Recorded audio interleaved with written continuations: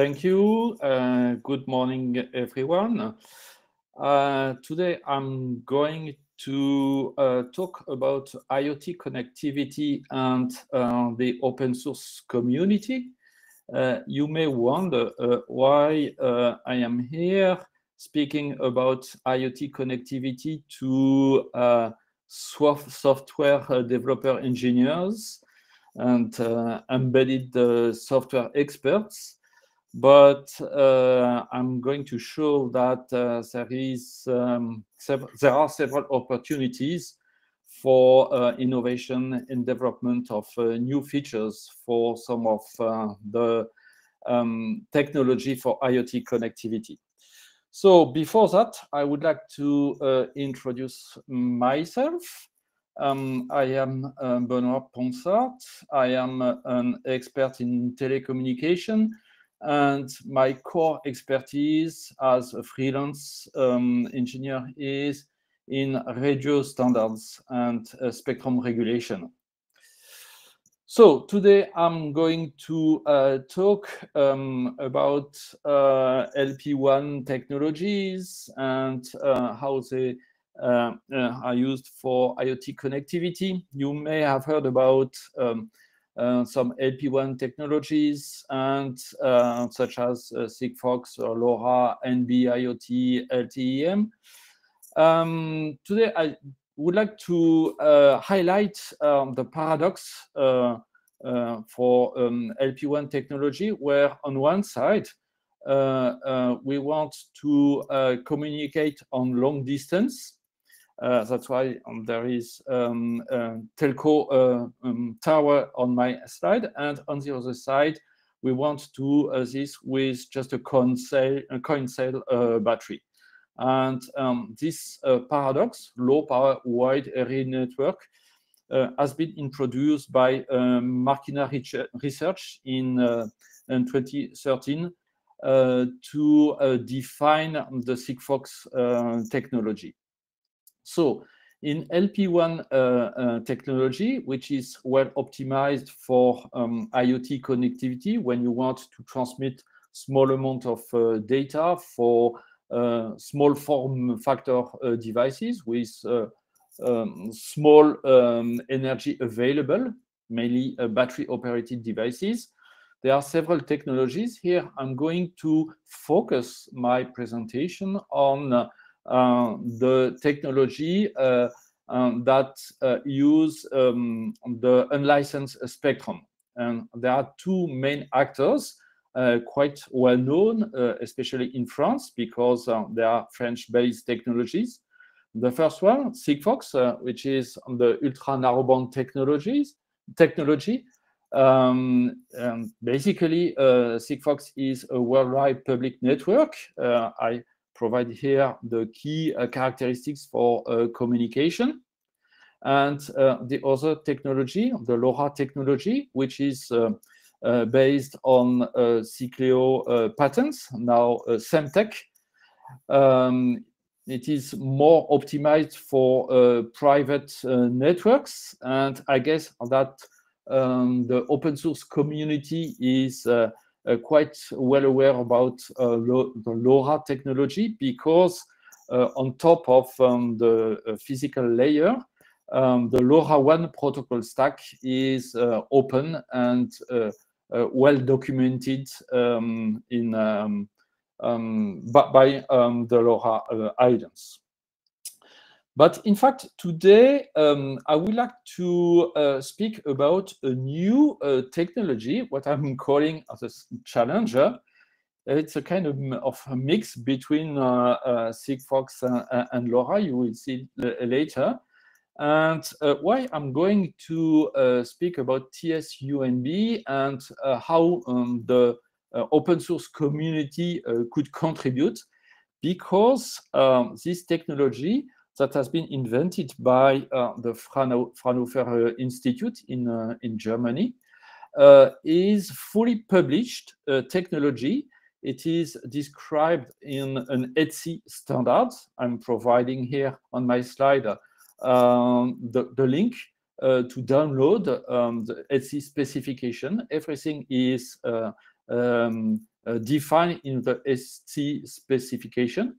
It's quite a big document, but chapter 6 is focused on TS-UNB, and you have all the description, and if you want to implement something, it's possible.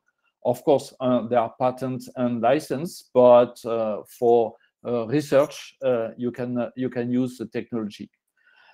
This technology is for the unlicensed spectrum. Here I'm providing the key characteristic: uplink, downlink communication, low throughput, and it is possible to use it either for public or private network. And last point, before we jump into more technical details, this technology, which is an ETSI standard, is supported by an alliance, an industrial alliance, the mioty alliance. And here I'm providing also the link to the mioty alliance. So why this technology is interesting for the open source community? Because there is already an interesting material and protocol stack available to do new development and optimization. So first, a few words about the architecture of a system based on the TS-UNB technology. I forgot to mention that TS-UNB stands for Telegram Splitting UNB, Ultra Narrowband Technology. And later on, I will give a few words about the Telegram Splitting technology. But about the architecture, it is a quite common architecture for low power wide area networks. On the left of my slide, you have on the devices that collect the data from sensors. In this specification, they are called endpoints.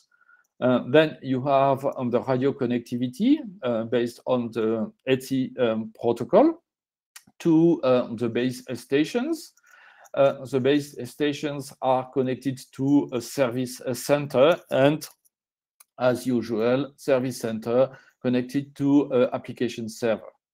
The connection between the base station and the service center is documented by the mioty islands. There is a specification based on operations coded in a JSON message pack, and every interaction between the base station and the service center are documented. And I think the key interesting point for the open source community is the fact that there are several Arduino implementation for endpoints with shields available from ST Microelectronics, from TI, and several silicon vendors. And this is because the TS-UNB technology is basically a software-defined radio technology. So there is no need for a complex or specific hardware functionalities for the radio communication. Any standard sub-gigahertz radio chipsets can run on the TS-UNB, and that's why that there are already several Arduino implementation for the endpoints.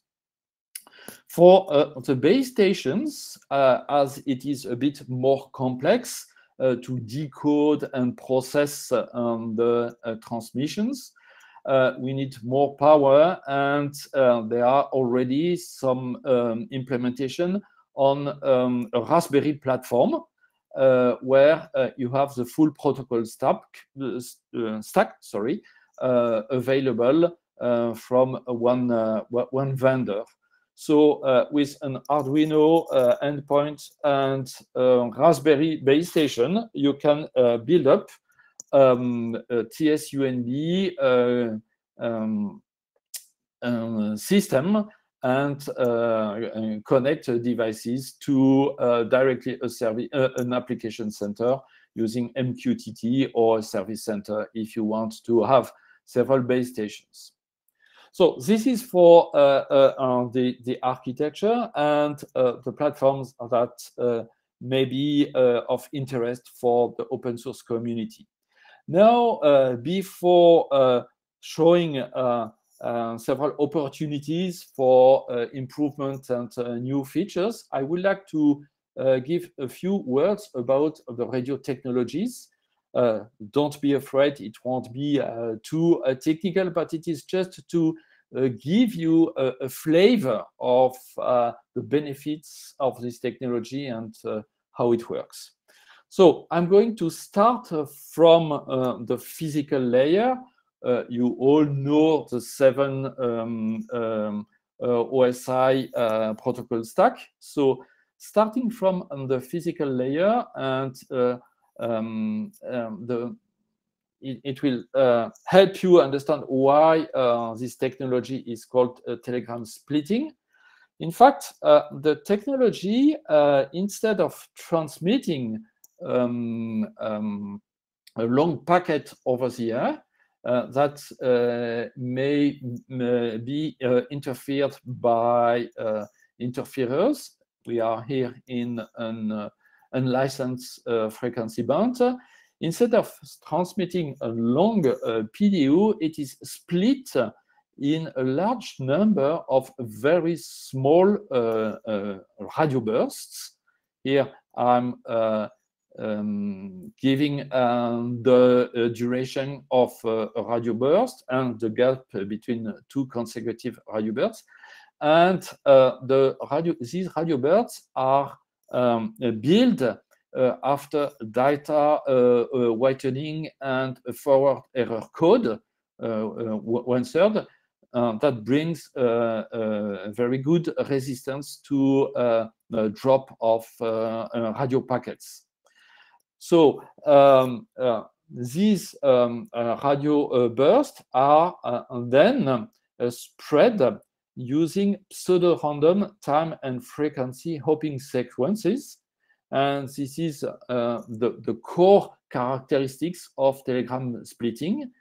The hopping sequences are chosen in a way that they have special characteristics. They are almost orthogonal to each other. And the packet on the base station or in the endpoint for downlink communication, the packet can be reconstructed thanks to the FEC and to the special characteristics of the open sequence, even if there is a large amount of radio bursts that are lost due to interference or collisions, as I'm showing here on the bottom of my slide.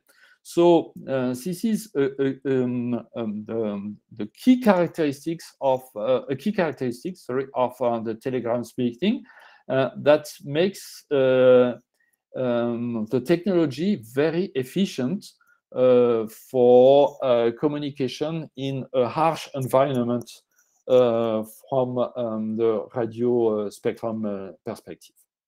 So this is for the physical layer, and once again, these characteristics are available just from software. There is no specific hardware feature. It is just software manipulation of radio packets and of course, decoding process on the receiver side. So a few words about the MAC and link in the TS-UNB specification provided by ETSI. There are 2 modes for MAC and link. One fixed MAC mode where everything is defined for the MAC PDU and the link layer PDU. You have address, you have headers, and encryption. So everything is defined. And on top of it, you have the connection with the application. You can put your data from 0 to 245 bytes in uplink. So everything is defined. You can use it. You can implement this protocol stack. There are already protocol stack implementation available. But here I would like, in the course of my presentation, to give a few words about another MAC mode, which is called variable MAC mode in the ETSI specification. And I think this is the basis for a very interesting development, and I'm going to show how the open source community can contribute. So the variable MAC mode is more or less a transparent mode where you have all the benefits of the telegram splitting, which is implemented in the physical layer. But at the MAC level, you have a minimum set of feature that allows you to transmit in a transparent mode a payload from an endpoint to a base station. And within this payload, you can do whatever you want. So this is very interesting if we consider new features. And now I'm going to speak of one very, at least from my perspective, one very interesting feature, which is the ability to transport IPv6 frame over an LPWAN system. You may have heard already about the IETF specification, the SCHIC specification, General Framework for Static Context Header Compression and Fragmentation. It's an IETF specification that has been released. I don't remember if it is last year or 2 years ago, but it is available. And it is a specification that allows compression and fragmentation with static context within the device and within the base station. And it allows to transport IPv6 packets over a low power wide area network. And you may consider that having IPv6 packets over LPWAN network is a kind of a contradiction, because you have limited capacity for communication and you want to transmit very large packet with very large IPv6 overhead. But this technology, this specification, allows you to compress the header and to do some fragmentation when needed in a very wise way and very optimized for low power wide area network technology. So I think that thanks to the transparent mode with the TS-UNB technology, as I am displaying here, and the SCHIC technology, the open source community could elaborate an implementation of this RFC on top of TS-UNB technology. Here in my slide, I'm considering implementation between an endpoint and a service center, but I'm sure it could be possible, and maybe it is more suited for specific needs, I don't know, to have this compression and decompression between the endpoint and the base station. It's up to you to decide and to do some tests. So this is the first opportunity, and I really consider it's really interesting, because once you have an IP layer, in the present case an IPv6 layer, then you can use all the protocol stack, the usual protocol stack for the higher layers, and this is a great help for software developers. First opportunity. Second opportunity, in the fixed MAC mode, I presented in my slide 7. I mentioned that there is an encryption fully defined in the ETSI specification. And this encryption is based on the well-known AES 128 encryption algorithm. But we all know that this algorithm is very efficient for long packets, but for very short packets, there are some flaws, and it is not so efficient and robust. So here I am proposing to the open source community to consider another encryption,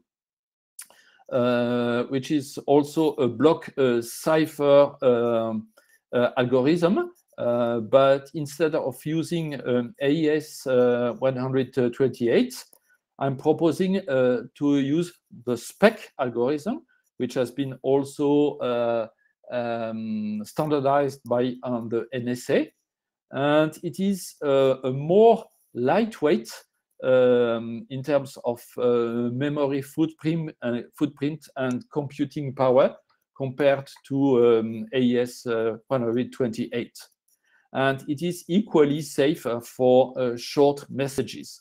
So here it's another opportunity. I forgot opportunity number 2. It's another opportunity to contribute and improve the TS-UNB specification. The last opportunity is more at system level. You remember the architecture. We have endpoints, we have base stations, service center, and application server.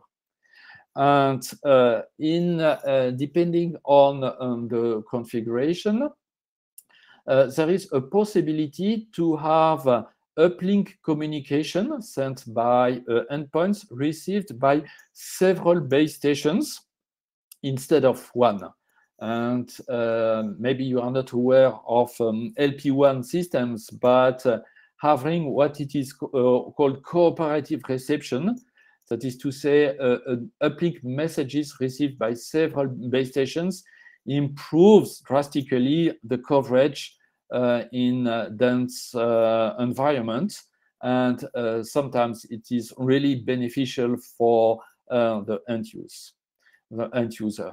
But if we do that, one message can be received by several base stations, so there is a need for deduplication of uplink packet.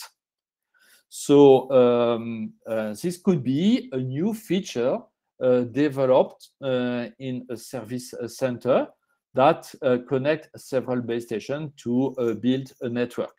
Deduplication of uplink packet. And the fallback problem is to select a base station for downlink communication when you have a packet received by several base stations in uplink. So here there is a lot to do to implement optimization algorithm to select the best base station for a downlink communication when an endpoint is covered by several base stations.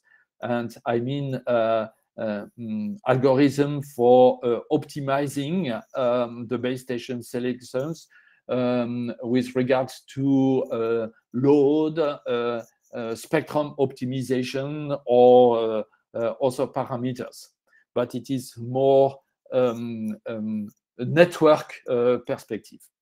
And the last point where the open source community may contribute is the last part. Once you have a service center, you may want to route the packet you are collecting in your service center to several application servers. So we may imagine different routing strategy and how to sort out the uplink packets and how to route, maybe based on IPv6 address or something different, how to route them to a different application server. So that's my last slide. I am almost on time. To summary my contribution is about the LPWAN TS-UNB technology, which is standardized in an ETSI document. Everything is available, and here I am proposing to the open source community to consider this new LP1 technology and to do some development on the three opportunities I presented, and maybe others if you have new ideas. Thank you, and that's it for my presentation. I guess now we are going to have a Q&A session. Yes, thank you very much for this very technical and comprehensive presentation. The professional is there, and we can see that. The exchange will be in the chat room from room 3. So I'll now